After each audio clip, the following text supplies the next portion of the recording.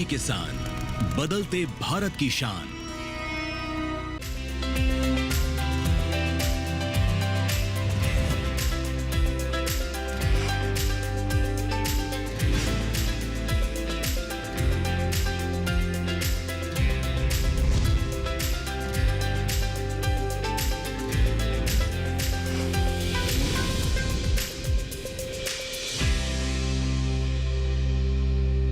नमस्कार भाइयों बहनों, दूरदर्शन किसान चैनल के कार्यक्रम सफल किसान में मैं अदिति शर्मा आप सभी का स्वागत करती हूँ।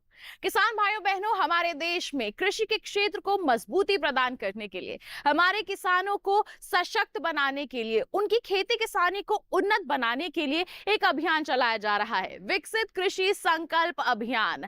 जी हाँ, ये लगातार जारी है और इसके अंतर्गत क्या कुछ खास हो रहा है, आइए इसके बारे में जानने के लिए रुख करते हैं हमारे केंद्रीय कृषि मंत्री शिवराज सिंह चौहान का। क्या कह रहे हैं वो दिखाते हैं आपको।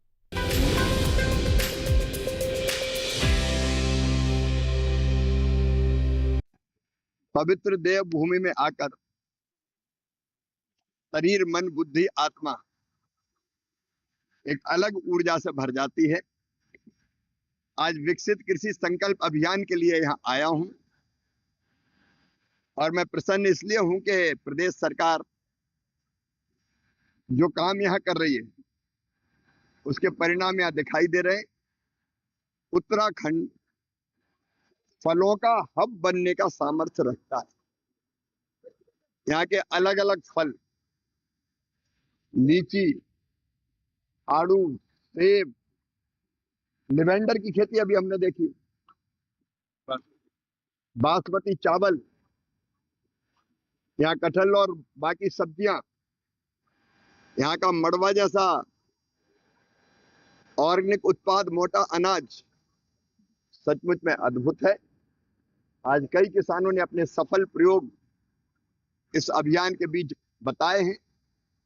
भारत सरकार और उत्तराखंड सरकार मिलकर उत्तराखंड की खेती को बहुत ऊंचाइयों पर ले जाएगी। ये हार्टिकल्चर का हब बने और अधिकतम लाभ भी हमारे किसान कमाए और इस देवभूमि की पवित्र माटी में पैदा फल और सब्जियां देश और दुनिया के बाजारों में जाएं, इसकी योजना भी बना रहे हैं और प्रोसेसिंग भी कैसे हो सकती है उसके लिए भी हम काम करेंगे। ये विकसित कृषि संकल्प अभियान इसी दिशा में काम कर रहा है।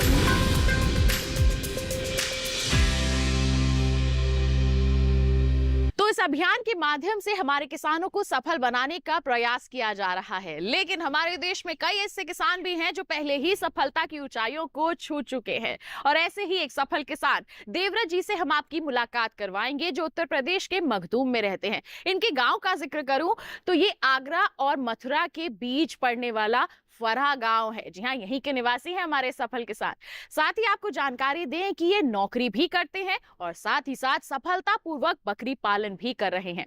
तो हमारे सफल किसान किस तरह से नौकरी के साथ साथ बकरी पालन कर पा रहे हैं, इसमें केंद्रीय बकरी अनुसंधान संस्थान का क्या रोल है, जानने के लिए आइए रुख करते हैं उत्तर प्रदेश के मखदूम के फरहा गांव का।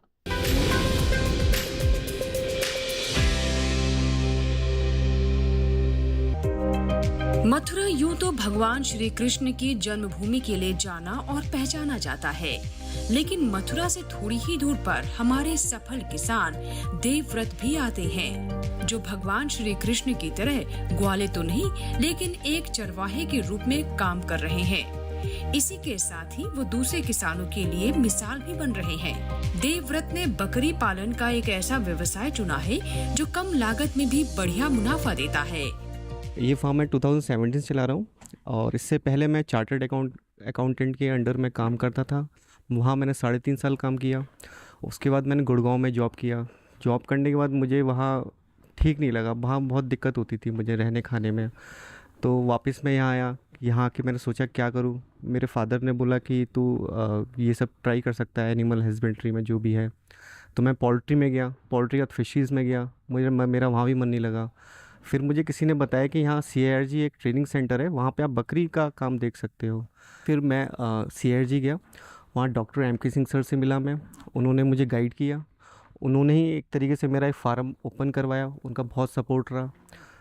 और अब भी मुझे आज भी बहुत सपोर्ट करते हैं। साथ में उनके साथ डॉक्टर विनय चतुर्वेदी, जो वेटनरी सपोर्ट मिलता था मुझे, उन्होंने बहुत सपोर्ट किया हर तरीके से। ब्रीडिंग, डिवॉर्मिंग कैसे करनी है, कैसे रखना है, क्या मैनेजमेंट है, किस तरीके से, सारी चीज़ें हैं।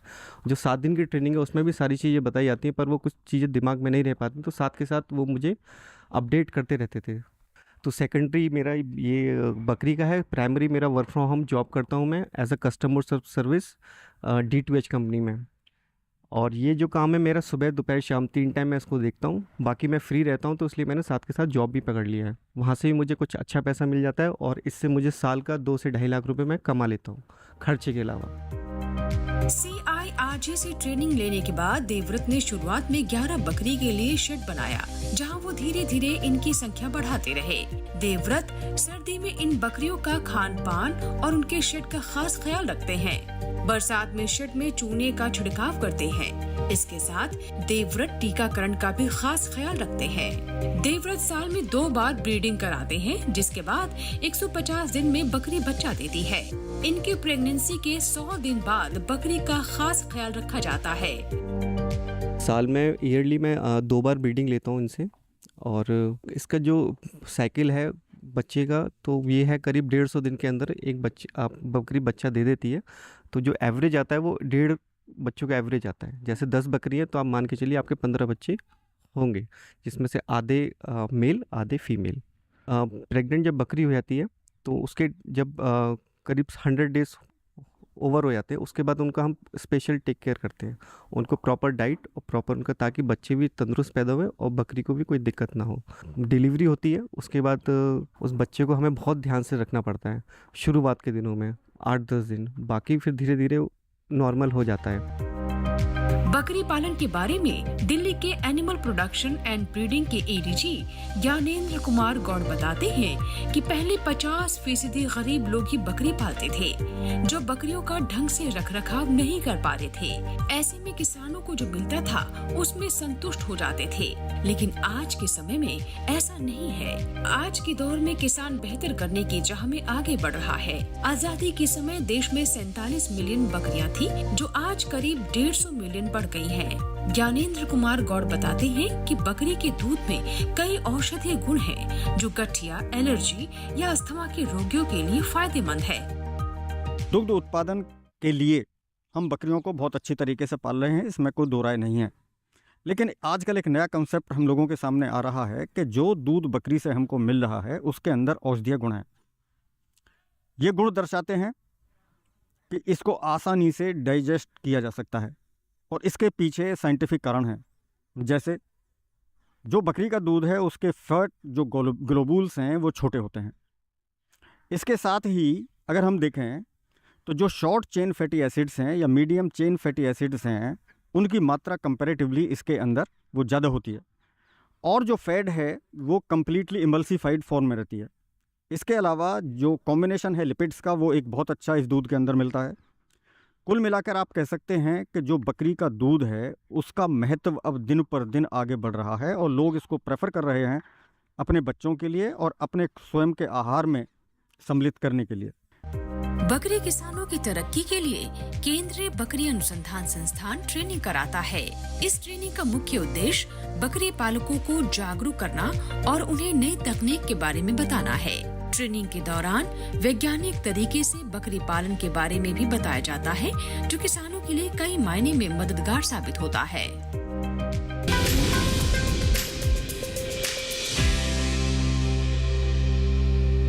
यहाँ वक्त हो चला है एक छोटे से ब्रेक का। आप कहीं मत जाइए। ब्रेक के बाद हम जानेंगे कि कैसे हमारे सफल किसान सफलतापूर्वक बकरी पालन कर रहे हैं और कैसे उनको मदद भी मिल रही है। बने रहिए दूरदर्शन किसान पर, देखते रहिए कार्यक्रम सफल किसान।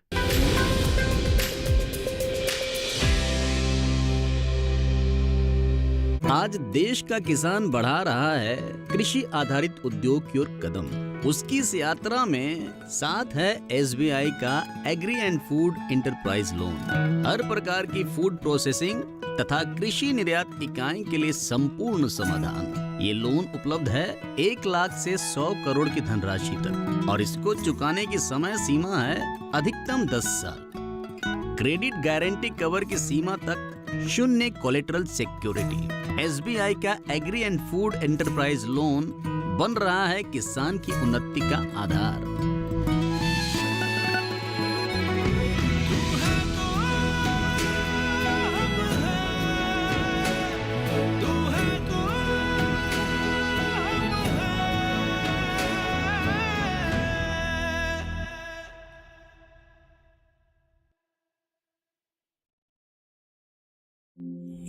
जब मैं छोटा था तब बिजली आती जाती रहती थी, पर अब बिजली यही रहती है और पापा का बिजली का बिल भी नहीं आता। साथ ही अब अतिरिक्त बिजली पर कमाई भी कर सकते हैं। इस अमृत पीढ़ी ने क्लीन एनर्जी का नया कल्चर देखा है।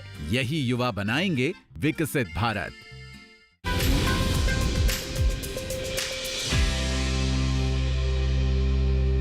ब्रेक के बाद दूरदर्शन किसान चैनल के कार्यक्रम सफल किसान में आप सभी का फिर से स्वागत। आइए किसान भाइयों बहनों, कार्यक्रम को आगे बढ़ाते हैं, रुख करते हैं हमारे सफल किसान का। उनसे जानते हैं कि किस तरह से चुनौतियों का सामना करते हुए वो सफलतापूर्वक बकरी पालन कर रहे हैं और कैसे उनकी मदद कर रहा है केंद्रीय बकरी अनुसंधान संस्थान।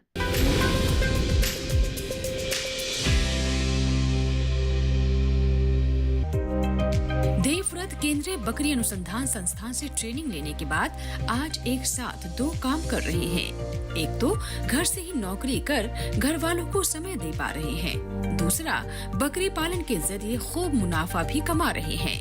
आज वो सेल्फ डिपेंडेंट है। देवव्रत बकरी पालन के लिए बाड़ों की साफ सफाई और रखरखाव पर खास ध्यान देते हैं। इसके साथ ही वो बकरियों की ब्रीडिंग पर भी काम करते हैं। बकरी के मैनेजमेंट की अगर बात करूं मैं, उसको किस तरीके से रखना है, कैसा रख रखाव है, क्या दाना चारा देना है, तो सबसे पहले बाड़ों की डेली सफाई होनी चाहिए। साथ के साथ डेली ऑपरेशन में ये रहता है कि सुबह दाना चारा हो, शाम को दाना चारा हो। अगर ग्रेजिंग है आपके पास जगह तो ग्रेजिंग कराओ। जैसे मैं ग्रेजिंग कराता हूँ, एक टाइम सुबह केवल दाना देता हूँ, फिर ग्रेजिंग, उसके बाद रात को अच्छे से पेट भर के दाना चारा करता हूँ। साथ के साथ उसमें आता है आपका जैसे डिवॉर्मिंग देना होता है हमें, तो डिवॉर्मिंग करते हैं हम उनकी। फिर वैक्सीनेशन है, वैक्सीनेशन भी करते हैं। बस सिंपल सा एक यही है। बाकी कुछ दिक्कत आती है, वैसे तो कोई दिक्कत आएगी नहीं अगर आप ये सब चीज़ें अप्लाई करोगे और किसी अच्छे गाइडेंस में रहोगे, तो इस तरह की कोई दिक्कत आती नहीं है।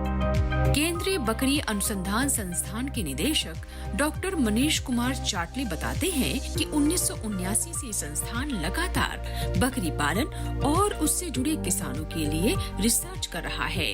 इसके साथ संस्थान अनुसूचित जाति और जनजाति के लिए 2 परियोजना चला रहे हैं, जिसके अंतर्गत 22 गांवों को अडॉप्ट किया गया है ताकि इन समुदायों के लोग भी वैज्ञानिक तरीके से बकरी पालन कर सकें। अब तक ये संस्थान 6 स्टेट्स में इन समुदायों के लिए काम कर रहे हैं। केंद्रीय बकरी अनुसंधान संस्थान में 3 महीनों तक किसानों को ट्रेनिंग दी जाती है और किसानों को आत्मनिर्भर बनाया जाता है। पिछले लगभग 2 सालों के अंदर हमने हमारी जो 2 परियोजनाएं चल रही हैं, एक अनुसूचित जाति के लिए और अनुसूचित जनजाति के लिए, उसके अंतर्गत हमने लगभग 22 विलेजेस को अडॉप्ट किया है, जिनके अंदर अनुसूचित जाति और जनजाति की पॉपुलेशन ज़्यादा है। उनको बकरी पालक बनाने का हमारा एक बहुत बड़ा प्रयास है। इसमें हमने पहले उस विलेजेस के प्री सर्वे भी किए थे कि वहाँ पे अभी बकरी कितने लोग पाल रहे हैं और उनकी आय कितनी है और उनके बकरी पालन का किस तरीके से वो काम कर रहे हैं। उसके बाद हमने उनको वैज्ञानिक तरीके से बकरी पालन के बारे में ट्रेनिंग दी उन किसानों को, और उनको हमने सारी तरह के इनपुट भी प्रोवाइड किए। उसमें जो उनको बकरी अच्छे नस्ल के, प्योर नस्ल के बीजू बकरे उनको दिए गए। उसके बाद उनको फीड, फॉडर और जो उनको मेडिसिन जिस चीज़ की भी ज़रूरत थी हम लोगों ने दिया। तो हमने उसके बाद पाया कि लगभग 1 साल के अंदर ही उनके अंदर बहुत बड़ी एक चेंज हमें मिली, और उनकी जो इनकम है, कई किसानों ने हमें बताया कि उनकी इनकम लगभग 40% तक बढ़ गई है। और हमें उम्मीद है कि जब ये अगले 3 सालों के अंदर जब हम इस गांव में काम कर रहे हैं, हम उनकी इनकम डबल कर देंगे। इसी में आगे चलते हुए हमने ये भी किया है कि हम ये 22 विलेजेस के साथ साथ हमने दूसरे 10 विलेजेस के अंदर सर्वे शुरू कर दिया है, ताकि हम पहले हमारा इनपुट और मेन कंसंट्रेशन इन 22 विलेजेस के ऊपर रहेगा, उसके बाद हम लोग उन 10 विलेजेस की तरफ मुड़ जाएंगे। हम लोग उनको सेल्फ रिलायंट बनाने में बिलीव करते हैं। जितने भी हमारे किसान हैं हम उनको एक सेल्फ हेल्प ग्रुप बना के वो खुद ही अपने कार्य को करें और थोड़े समय के बाद उन्हें हमारी ज़रूरत ना रहे। हम सिर्फ उनके लिए एक टेक्निकल पार्टनर की तरह काम करेंगे, उनको टेक्निकल इन्फॉर्मेशन देते रहें और अपने पैरों पर खुद खड़े हो सकें। ये हमारा उनके लिए एक संदेश भी रहता है और हम ये इसी तरह से इस पे चल रहे हैं। तो हम लोग जो अनुसूचित जनजाति के अंतर्गत हम लोग लगभग इस समय 6 स्टेट के अंदर कार्य कर रहे हैं। उसमें हम लोग हमारी साथ वाली स्टेट मध्य प्रदेश में, उत्तराखंड में, राजस्थान, उसके अलावा हम लोग उड़ीसा और इवन केरला में भी हम लोग कार्य कर रहे हैं। तो हम लोग जहाँ पे भी बकरी पालक किसान हैं उन तक सभी तक हम पहुँचने की हमारी कोशिश है। किसानों के फायदे के लिए सरकारी संस्थान दिन रात काम करते रहते हैं। इनके भविष्य का ख्याल रखते हुए सरकार भी लगातार नई स्कीम लॉन्च करती है। भारत में 39 नस्ल हैं। इन्हीं में से एक झकराना बकरी है जो राजस्थान के अलवर में पाई जाती है। इस नस्ल के बारे में संस्थान के वैज्ञानिक बताते हैं कि इस बकरी के दुधारू होने के चलते इसकी मांग ज्यादा है। 5 महीनों तक दूध देती है। ब्रीडिंग के लिए भी ये बकरी अच्छी मानी जाती है क्योंकि इसमें ब्रीडिंग के 145 दिन बाद प्रसव होता है। इस नस्ल की बकरी में वयस्कता कब आती है, कैसे इनका मौसम के हिसाब से खान पान और इनके रहन सहन का ख्याल रखा जाए, बता रहे हैं केंद्रीय बकरी अनुसंधान संस्थान के प्रधान वैज्ञानिक डॉक्टर गोपाल दास। जैसा कि हम जानते हैं हमारे देश में 39 बकरी की नस्लें पाई जाती हैं। उनमें से एक झकराना नस्ल है जिसका मूल स्थान राजस्थान का अलवर ज़िला है, वहाँ पाई जाती है। इसकी मुख्य पहचान, सबसे पहले इस जानवर को, इस नस्ल को कैसे पहचानेंगे। यह बकरी की नस्ल काले रंग की होती है लेकिन इसके कानों पर सफ़ेद धब्बे पाए जाते हैं। सभी नस्लों को हम 3 प्रकार से बांटते हैं, बड़े आकार की नस्लें, मध्यम आकार की नस्लें और छोटे आकार की नस्लें।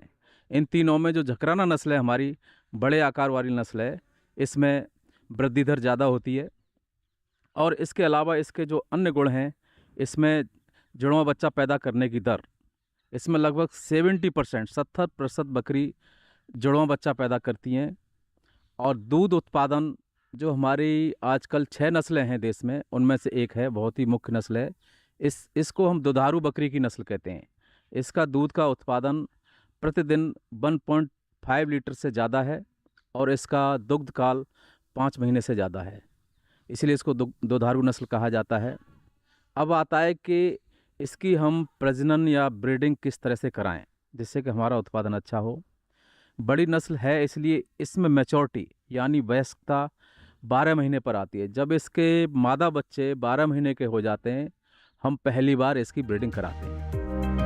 बकरी पालन करने वाले किसानों के लिए केंद्रीय बकरी अनुसंधान संस्थान किसी वरदान से कम नहीं है। वैज्ञानिकों की सीख पर बकरी पालन करने से किसानों की आय दुगनी नहीं कई गुना बढ़ सकती है। वैज्ञानिकों का मानना है कि बकरियों के दूध में ऐसे कई तत्व हैं जिन पर गहरी रिसर्च की जरूरत है, जो किसानों के साथ साथ बकरी के दूध का सेवन करने वालों के लिए भी फायदेमंद साबित होगी।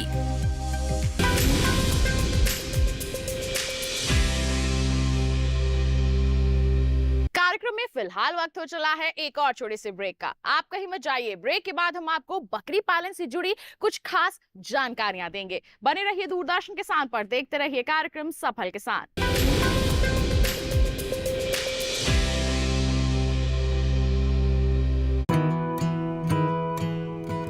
किसान सिर्फ अन्न नहीं उगाते, सपने भी उगाना जानते हैं। इन्हीं सपनों के लिए फसल उगाने का खर्च कवर करता है SBI का किसान समृद्धि ऋण, जो पूरी करे प्रगतिशील किसान की हर आवश्यकता। ये लोन उपलब्ध है 5 लाख से 50 करोड़ की धनराशि तक। इस लोन में मिलती है क्रॉप साइकिल के अनुसार भुगतान की सुविधा। सिक्योरिटी के रूप में मान्य है एग्रीकल्चरल लैंड या कोई अन्य मान्य संपत्ति। इस तरह SBI का किसान समृद्धि ऋण बन रहा है किसान की उन्नति का आधार।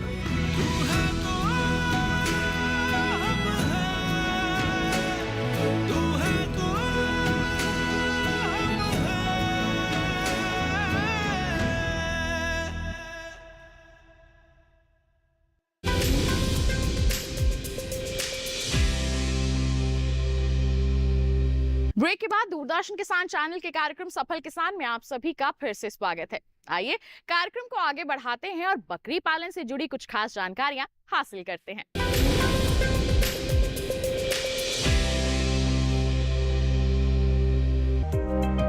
बकरी पालन सिर्फ किसानों के लिए फायदे का सौदा नहीं है, बल्कि इसके दूध का सेवन करने वालों के लिए भी फायदेमंद है। एक्सपर्ट्स की माने तो बकरी के दूध के सेवन से टीबी जैसी बीमारी तक ठीक होने की संभावना बढ़ती है और बकरी का दूध मरीजों में प्लेटलेट्स की संख्या बढ़ाने में भी काम आता है। जमुनापारी बकरी डुअल पर्पज डुकायजी बकरी है। ये दूध और मांस के लिए दोनों के लिए उत्तम है। दूध और मांस में इसलिए पहले बोल रहा हूँ कि ये 4 से 5 लीटर तक दूध देती है। इसके दूध का भी एक महत्व है। इसके दूध को बच्चा और वृद्ध अगर पिएं तो उसमें रोगों से लड़ने की अलग क्षमता होती है और डेंगू और कोरोना जैसी बीमारियों में इसकी अलग पहचान बनी है, क्योंकि बकरी का दूध पीने से टीबी जैसी बीमारी भी ख़त्म हो जाती हैं। इसके दूध पीने से प्लेटलेट नंबर बढ़ जाते हैं। इसमें हम देख रहे हैं कि बकरी का दूध और मांस, जमुनापारी बकरी का दूध और मांस दोनों ही उत्तम होते हैं। इसकी मांस की गुणवत्ता भी बहुत अच्छी है और दूध की भी गुणवत्ता बहुत अच्छी है।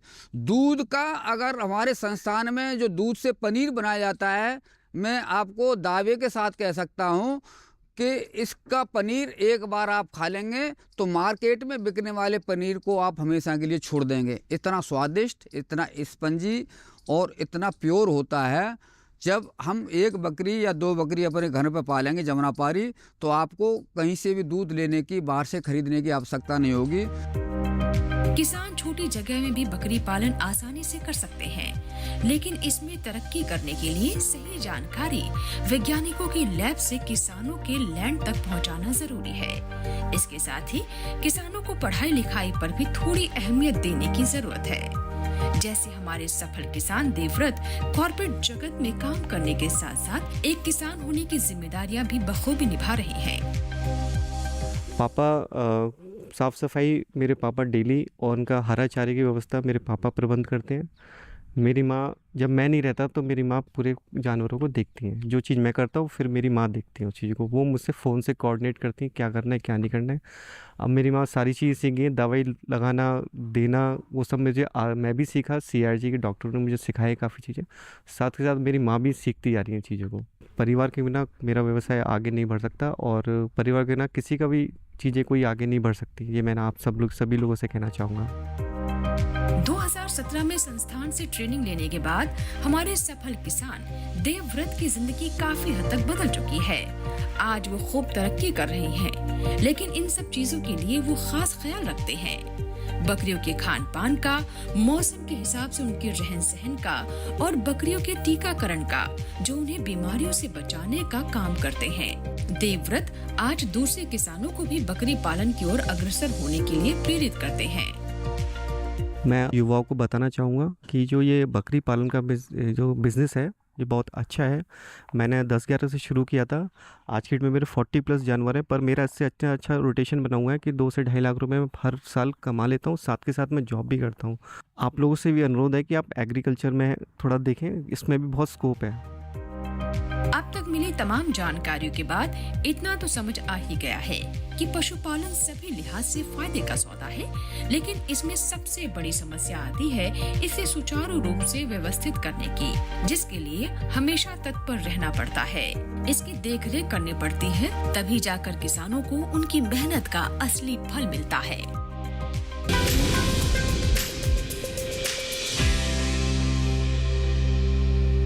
तो ये था हमारा आज का कार्यक्रम सफल किसान, जिसमें हमने मुलाकात की देवव्रत जी से। जी हाँ, जो नौकरी भी कर रहे हैं और बकरी पालन भी कर रहे हैं। सफल किसान बनने की राह पर लगातार अपने कदम आगे बढ़ा रहे हैं। इनको पूरा सहयोग मिल रहा है केंद्रीय बकरी अनुसंधान संस्थान के वैज्ञानिकों का।